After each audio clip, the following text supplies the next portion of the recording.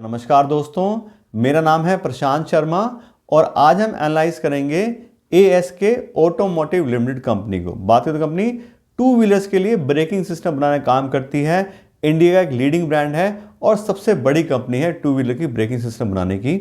और आज की इस वीडियो में इसी कंपनी का हम फंडामेंटल एनालिसिस करेंगे और डिटेल में हम कंपनी का फंडामेंटल एनालिसिस करेंगे। सबसे पहले कंपनी का पूरा बिजनेस प्रोफाइल चेक करेंगे, फिर उसके साथ साथ पिछले 5 साल कंपनी के फाइनेंशियल चेक करेंगे, जिससे हमें ये पता लग सके कि पिछले 5 साल में कंपनी के प्रॉफिट और रेवेन्यू यानी कि सेल्स वगैरह में कैसी ग्रोथ आई है। और लास्ट में हम कंपनी की वैल्यूएशन करेंगे कि आज की डेट में कंपनी का जो शेयर प्राइस चल रहा है वो इसकी अर्निंग के हिसाब से हमें सस्ते शेयर मिले या फिर महंगे शेयर मिल रहे हैं। दूसरी बात, ये जो वीडियो अपने सब्सक्राइबर्स की डिमांड बना रहे हैं और अगर आप भी चाहते हैं आपके लिए किसी कंपनी का फंडामेंटल एनालिसिस करें तो हमारे वीडियो के कमेंट बॉक्स में आप उस कंपनी का नाम लिख सकते हैं और हम कोशिश करेंगे कि जल्द से जल्द वीडियो बना के आपको उसके बारे में इंफॉर्मेशन दे दें। और अब हम बात करें अपनी कंपनी ASK ऑटोमोटिव लिमिटेड के बारे में। तो बात करें तो कंपनी 30 साल पुरानी एक काफ़ी एक्सपीरियंस कंपनी है और कंपनी टू व्हीलर्स के लिए सेफ्टी प्रोडक्ट्स और सोल्यूशन बनाती है। मार्केट शेयर की बात करें तो कंपनी का 50% का मार्केट शेयर है टू व्हीलर की मार्केट में, जो कंपनी एडवांस ब्रेकिंग सिस्टम बनाती है। तो इसलिए कंपनी सबसे बड़ी कंपनी है, सबसे ज़्यादा मार्केट शेयर अकेली कंपनी का है पूरे इंडिया के अंदर। दूसरी बात, कंपनी EV और नॉन EV दोनों के लिए काम करती है। पहले से ही ऑलरेडी काम चल रहा था, अब EV वाले जो व्हीकल्स आगे कंपनी उसके लिए प्रोडक्ट बनाती है। कंपनी काफ़ी अच्छे टेक्निकल कोलैबोरेशन और ज्वाइंट वेंचर भी कंपनी में बहुत सारी वर्ल्ड वाइड जो ग्लोबल प्लेयर हैं उनके साथ में कंपनी के 4 टेक्निकल कोलैबोरेशन हैं और 2 कंपनी के ज्वाइंट वेंचर्स के साथ कंपनी काम करती है। उसमें जापानीज कंपनीज हैं, कनाडा की कंपनीज हैं और काफ़ी सारी कंपनीज के साथ कंपनी ज्वाइंट वेंचर में और टेक्निकल कोलैबोरेशन में काम करती है। उस बाद अभी इंडिया में कंपनी में 17 state of the art manufacturing facilities हैं जहाँ पे कंपनी अपने प्रोडक्ट्स बनाती है और company in house R&D for engineering and design centre भी चलाती है। तो कंपनी रिसर्च एंड डेवलपमेंट के थ्रू नए नए प्रोडक्ट भी अपने बनाती रहती है। उसके बाद कंपनी 12 से ज़्यादा कंट्रीज में अपना माल एक्सपोर्ट भी करती है। तो कंपनी काफ़ी अच्छी एक एक्सपीरियंस कंपनी है और काफ़ी अच्छा प्रोफाइल कंपनी जनरेट कर चुकी है। फिर बात करें कंपनी के प्रोडक्ट सेगमेंट की, बहुत सारे वैसे प्रोडक्ट कंपनी बनाती है, लेकिन मेनली जो कंपनी 3 टाइप के प्रोडक्ट बनाती है उसमें पहला है एडवांस ब्रेकिंग सिस्टम, यहाँ से कंपनी को 38% करना है। दूसरा है aluminium light weight precision solutions, यहाँ से कंपनी को 43% होता है। इसमें कंपनी ज़्यादातर एल्यूमिनियम के जो प्रोडक्ट होते हैं, जो पार्ट्स वगैरह गाड़ियों में लगते हैं टू व्हीलर्स में, वो कंपनी बनाती है। उसके अलावा व्हील असेंबली, इसमें कंपनी अलॉय व्हील्स वगैरह बनाती है। उसके अलावा सेफ्टी कंट्रोल केबल्स, यहाँ से कंपनी को 4% होता है और कंपनी यहाँ पे केबल्स का काम भी करती है और 2% का रेवेन्यू कंपनी को बाकी अदर प्रोडक्ट से आता है। और व्हील असेंबली का मैं बताना भूल गया था, वहाँ से कंपनी को 13% का रेवेन्यू आता है। बात करें तो कंपनी कौन कौन से मेन टाइप के प्रोडक्ट बनाती है, तो जैसे कंपनी बात की हमने एडवांस ब्रेकिंग सिस्टम है, उसमें कंपनी टू व्हीलर्स के लिए ब्रेक शू है, ब्रेक पैड है, ब्रेक पैनल्स, इस तरह की चीज़ें बनाती है। 3 व्हीलर्स के लिए कंपनी ब्रेक शू बनाती है, 4 व्हीलर की company brake shoe, brake pad, इस तरह की चीज़ें बनाती है। एल्यूमिनियम लाइट वेट प्रिसीजन में कंपनी टू व्हीलर्स के लिए क्रैंक केस है, इंजन कवर है, इस तरह की चीज़ें बनाती है। सेफ्टी कंट्रोल केबल्स की बात करें उसमें कंपनी टू व्हीलर्स के लिए फ्रंट ब्रेक केबल असेंबली है, रियर ब्रेक केबल असेंबली है, स्पीडोमीटर की केबल्स आती हैं वो कंपनी बनाती है और 3 wheelers company gear shift cables बनाती है। तो इस तरह से कंपनी ज़्यादातर ब्रेकिंग सिस्टम का एल्यूमिनियम प्रिसीजन और सेफ्टी कंट्रोल वायर 3 तरह के जो मिलने कंपनी प्रोडक्ट्स बनाती है। फिर बात करें कौन कौन से ऑटोमोबाइल कंपनीज को कंपनी अपना माल जो है सप्लाई करती है और कौन कौन से उसके अच्छे कस्टमर हैं, तो ग्लोबल OEM प्लेयर और इंडियन OEM प्लेयर दोनों कंपनियों में है और कंपनी काफ़ी अच्छा स्ट्रॉन्ग रिलेशनशिप भी कंपनी के साथ रखती है। बात करें कंपनी के रिलेशनशिप की, तो टू व्हीलर के जो कस्टमर है उसमें हीरो मोटोकॉर्प कंपनी का 31 ईयर से वहाँ पे माल जाता है और 31 साल की कंपनी स्ट्रॉन्ग रिलेशनशिप बिल्ड हो चुकी है। होंडा के साथ में कंपनी 23 ईयर से काम कर रही है, Bajaj 22 years, Yamaha 22 years, TVS 21 year, Suzuki 17 year. तो सारे ही टॉप प्लेयर्स हैं और 20-22 साल से कंपनी इनको अपना माल एक्सपोर्ट कर रही है, तो सप्लाई कर रही है। तो क्लियर हमें दिखाई दे रहा है कंपनी के प्रोडक्ट अच्छे हैं, उनमें बात करें तो क्वालिटी कंट्रोल सब चीज़ें हैं, इसलिए सारी कंपनी उनसे माल ले रही है। क्योंकि अगर उनकी प्रोडक्ट में कुछ गड़बड़ होगा तो नाम तो होंडा का या सुजुकी का खराब होना कि उसके ब्रेक्स में इसमें प्रॉब्लम है, लेकिन कंपनी के सब माल एक्सपोर्ट कर रहे हैं, सप्लाई कर रहे हैं, तो लंबे टाइम से दे रहे हैं माल उनको। तो अच्छे प्रोडक्ट हैं, अच्छी रिलेशनशिप कंपनी ऑलरेडी बना चुकी है। उसके अलावा जो EV के सेक्टर में अब नई कंपनियां हैं उनके साथ भी कंपनी काम कर रही है, जैसे कि TVS है, एथर है, एम्पियर, हीरो, रिवोल्ट, बजाज, इन सबको कंपनी अपना जो माल है वो सप्लाई कर रही है। 4 व्हीलर्स में कंपनी डेंसो, UFI और एक्सपोर्ट में बात करें तो पॉलिस इनकॉर्पोरेशन, इस तरह की काफ़ी सारी कंपनी हैं जिनको कंपनी अपना माल जो है सप्लाई करती है। तो काफ़ी अच्छे प्रोडक्ट होंगे तभी ये सारे इतने अच्छे कस्टमर्स को इतने टाइम से कंपनी यहाँ पे अपने साथ रख पा रही है। अदरवाइज अच्छा माल नहीं हो तो कोई भी कंपनी जो लेना बंद कर देगी। तो काफ़ी अच्छे कंपनी के प्रोडक्ट्स में दम दिखाई दे रहा है। उसके बाद में EV सेक्टर की, तो उसमें कंपनी एल्यूमिनियम के जो पार्ट्स हैं वो ज़्यादा ईवी में यूज़ होते हैं, क्योंकि लाइट वेट रखना होता है, बैटरी ज़्यादा कंजप्शन अगर हैवी वेट होंगे तो जो लोहे के पहले पार्ट ज़्यादातर नॉर्मल स्कूटीज़ में या टू व्हीलर्स में लगते थे, उसकी जगह एल्यूमिनियम को ज़्यादा प्रेफरेंस दे रहे हैं ईवी में। तो क्योंकि कंपनी एल्यूमिनियम के भी काफ़ी सारे प्रोडक्ट बनाती है, तो ईवी में भी कंपनी को काफ़ी अच्छा रिस्पॉन्स मिल रहा है। बात करें पिछले 3 साल में कंपनी सेल 10 गुना से भी ज़्यादा हो गई। 2022 में 11 करोड़ की सेल थी यहाँ पे ईवी के सेक्टर में, और अब 2024 में आया 120 करोड़, 227% के सीजन से पिछले 3 साल कंपनी के ईवी सेगमेंट में ग्रोथ आई है। तो कंपनी जो नए सेगमेंट है उसमें भी एंट्री ले चुकी है और काफ़ी अच्छा वहाँ पे भी कंपनी काम कर रही है। फिर जब बात की कंपनी की हमने कि कंपनी के पास वर्ल्ड क्लास टेक्निकल कोलैबोरेशन है, ग्लोबल पार्टनरशिप है, तो कौन कौन सी कंपनी है? तो एक तो जापानीज मैन्युफैक्चरर है, 2001 से कंपनी के साथ पार्टनरशिप चल रही है, टेक्निकल कोलैबोरेशन चल रहा है। फिर 2016 में एनयू कैप कनाडा के साथ में कंपनी ने यहाँ पे टाइप कर लिया। 2024 में ताइवान की कंपनी उसके साथ कंपनी ने टेक्निकल कोलैबोरेशन कराया है, और 2016 से कंपनी का HSH सेफ्टी कंट्रोल केबल्स इसके साथ ऑलरेडी यहाँ पे टेक्निकल कोलैबोरेशन चल रहा है। तो काफ़ी अच्छा कंपनी यहाँ पे टेक्निकल नो हाउ भी रखती है। और 2 कंपनी के ज्वाइंट वेंचर हैं, और अभी 2018 में एक ब्राज़ील कंपनी के साथ करा है फ्रेसेल के साथ में, और 2024 में एक जापानीज कंपनी है आइसिन, उसके साथ भी कंपनी ज्वाइंट वेंचर करा है। तो कंपनी लगातार अपने बिजनेस को बढ़ाने के लिए नए नए कोलैबोरेशन सब चीज़ें कर रही है। तो अच्छा बिजनेस ऑलरेडी चल रहा है, उसको आगे बढ़ाने के लिए कंपनी काम कर रही है। फिर बात करें कंपनी का ज्योग्राफिकल प्रेजेंस, इंडिया में कहाँ कहाँ पे फैक्ट्रीज हैं, क्या है? तो टोटल कंपनी उसमें 17 मैन्युफैक्चरिंग फैसिलिटीज़ हैं। उसमें सबसे ज़्यादा हरियाणा में है 9 प्लांट और एक ज्वाइंट वेंचर। उसके अलावा राजस्थान में, गुजरात में, हिमाचल प्रदेश, उत्तराखंड, सब जगह कंपनी प्लांट है, और कर्नाटक में कंपनी नया बना रही है बैंगलोर में। तो टोटल कंपनी से अभी 17 मैन्युफैक्चरिंग फैसिलिटीज ऑलरेडी हैं, और एक नया प्लांट वो अभी कर्नाटक में और बना रही है। तो 18 हो जाएंगे जब ये कंप्लीट हो जाएगा, और 7000 लोग जो हैं वो कंपनी एम्प्लॉय हैं। तो काफ़ी अच्छा कंपनी सेटअप पूरा अपना मैन्युफैक्चरिंग का इंडिया में बना चुकी है। फिर बात करें कंपनी के शेयर होल्डिंग पैटर्न्स की, बात करें तो कितने कितने स्टेक किसने लिया हुआ है। तो बात करें प्रमोटर्स के पास में कंपनी के सबसे ज़्यादा शेयर हैं 79%, लगभग 80% मान लो। तो ज़्यादा शेयर कंपनी ने बेचे ही नहीं है, प्रमोटर्स ने अपने बेचे ही नहीं है। एफआई के पास सिर्फ 9% है, डीएस के पास में 5% है, और पब्लिक के पास में 7% है।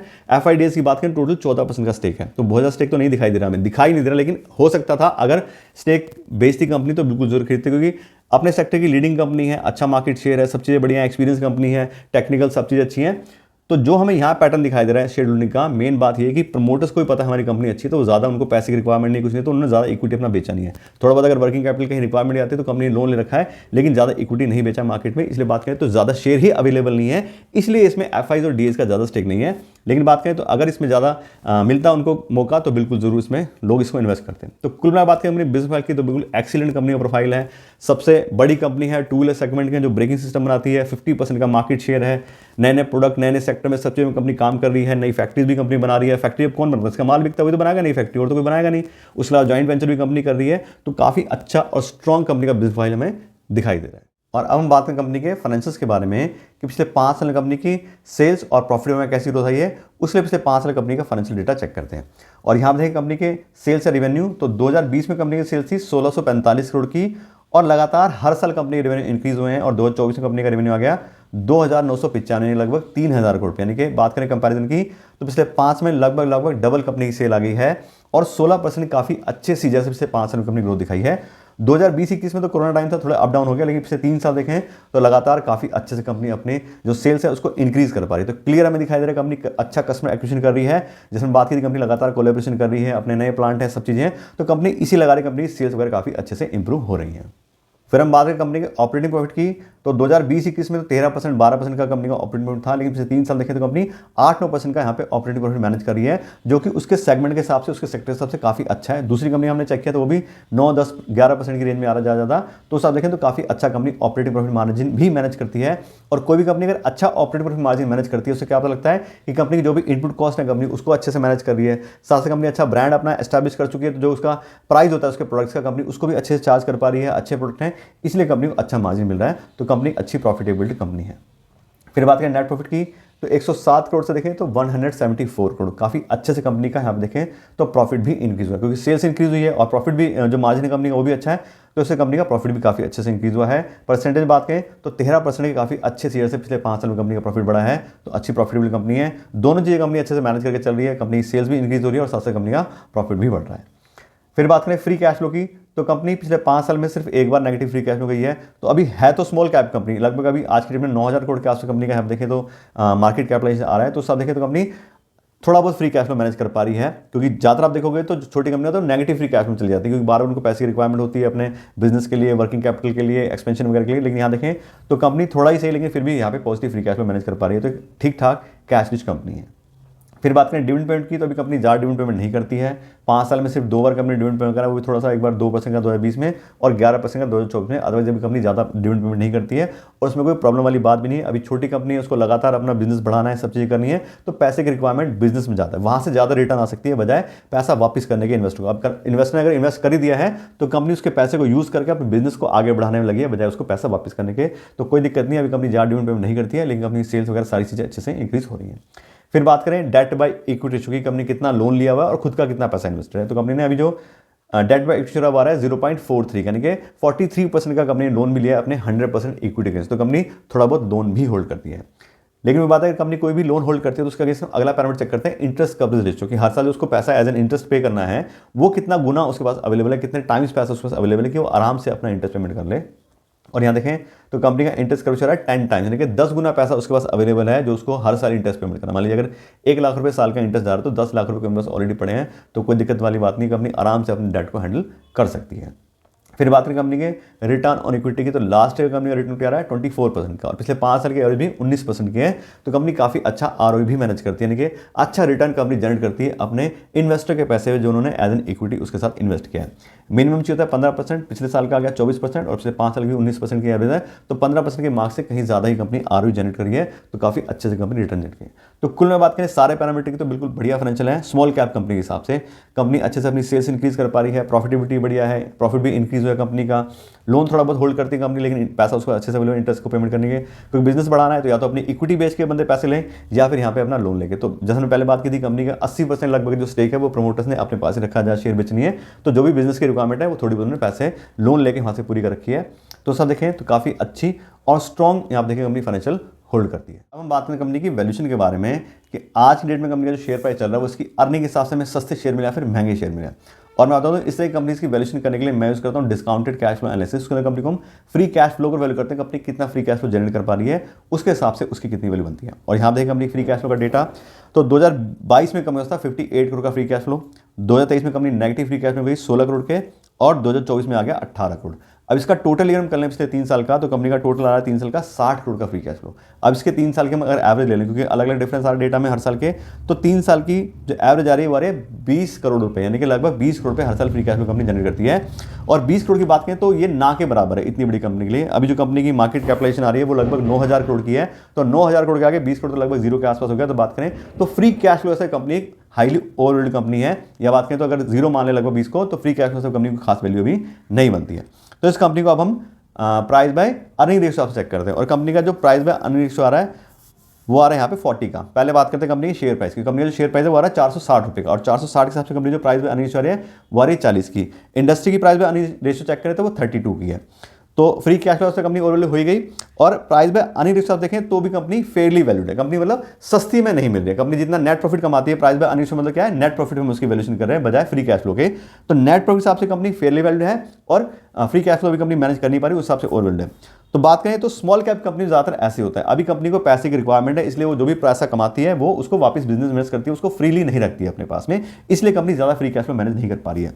तो प्राइस बाय हिसाब से कंपनी देखें तो फेयरली वैल्यूड है, ना ज़्यादा महंगी है ना सस्ती है। अब बात आती है कि इन्वेस्ट करें ना करें, तो कंपनी का सारा हमने बिजनेस फाइल देखा तो बिल्कुल एक्सीलेंट कंपनी है, बहुत अच्छा मार्केट शेयर 50% कंपनी होल्ड करती है, और साथ साथ फाइनेंशियल कंपनी के अच्छे हैं, ईवी सेक्टर आ गया है, उसमें कंपनी को आगे काफ़ी अच्छा बिजनेस मिलने वाला है, और कंपनी साथ साथ फेयरली वैल्यूड है। तो थोड़ा बहुत इन्वेस्ट अगर हम करना चाहें तो कर सकते हैं। बात यह है कि कंपनी अच्छी है, FIDI सबने स्टेक लिया हुआ है, तो इस वजह से लोगों के सेंटीमेंट भी उसके साथ में है। तो कंपनी में अगर आज की डेट में इन्वेस्ट करना चाह रहे हैं तो हमें पूरे पैसे देकर इन्वेस्ट करना पड़ेगा। अब पूरे पैसे देकर इन्वेस्ट करने में क्या गड़बड़ होती है कि जो भी हमने डेटा ये सब चेक किया वो सब क्या पास रिकॉर्ड है, फ्यूचर में कंपनी ऐसा परफॉर्म करेगी नहीं करेगी, क्या होगा, वो बहुत सारी चीज़ हो सकती है। तो इसलिए हम प्रेफर ये करते हैं कि फेयर वैल्यू से नीचे में कंपनी मिल जाए तो काफ़ी अच्छी बात हो सकती है, हम जो आने वाले रिस्क है उसको मैनेज कर लेते हैं। लेकिन बात है कंपनी बढ़िया लेकिन सस्ती नहीं मिल रही है। दूसरी बात, कंपनी की शेयर प्राइस की बात करें तो पिछले 6 महीने में कंपनी का शेयर प्राइस अभी 45% बढ़ गया है। एक साल के अंदर ही कंपनी का, एक साल में कंपैरिजन देखें तो 60% ग्रोथ कंपनी में आ चुकी है उसके शेयर प्राइस में। जो ऑलरेडी इन्वेस्ट करके बैठे हैं उनको काफी अच्छा रिटर्न कंपनी दे चुकी है। लेकिन बात है अगर हम आज एंट्री लेंगे तो हमें पूरे पैसे देकर एंट्री लेनी पड़ेगी। तो अगर आपको लगता है कि हाँ भाई ठीक है कंपनी और अच्छा परफॉर्म कर सकती है सब चीजें, तो आप बिल्कुल इसमें थोड़ा इन्वेस्ट करके देख सकते हो। या फिर अगर आप वेट कर लेंगे तो भी कोई दिक्कत नहीं, क्योंकि स्मॉल कैप कंपनी काफी ज्यादा इनमें वॉलिटिलिटी रहती है। कंपनी का 52 वीक लो की बात करें तो वो भी 240 का था, तो 240 के हिसाब से बात करें 240 में ना मिले हमें, अगर 300 350 की रेंज में भी इसके जो शेयर से मिल जाए तो काफी अच्छा हमें मार्जिन सेफ्टी मिल जाएगा। तो सर बात करें तो अगर आपको ज़्यादा ही लगता है कि हाँ भी कंपनी अच्छी इन्वेस्टमेंट करना है, थोड़ा इन्वेस्ट कर लो, या फिर आप वेट कर लो कंपनी शेयर प्राइस कम होने का तब एंट्री ले लेना, या फिर अगर आप कोई और ऑप्शन देखना चाहते हैं उसके लिए कोई दिक्कत नहीं है। तो कुल बात करें तो कंपनी अच्छी है लेकिन अभी हमें सस्ते प्राइस पे मिल रही है, जो नहीं मिल रही है, जो सारी बात है। तो इससे बात करें तो कंपनी पर आपको डिटेल नॉलेज दे दी है। आशा करता हूँ वीडियो अच्छी लगी। अगर आपको वीडियो अच्छी लगी हो तो उसको लाइक और शेयर जरूर कीजिएगा, और अगर आप मेरे चैनल में नए हैं तो मेरे चैनल को सब्सक्राइब कर लीजिएगा। Thank you so much.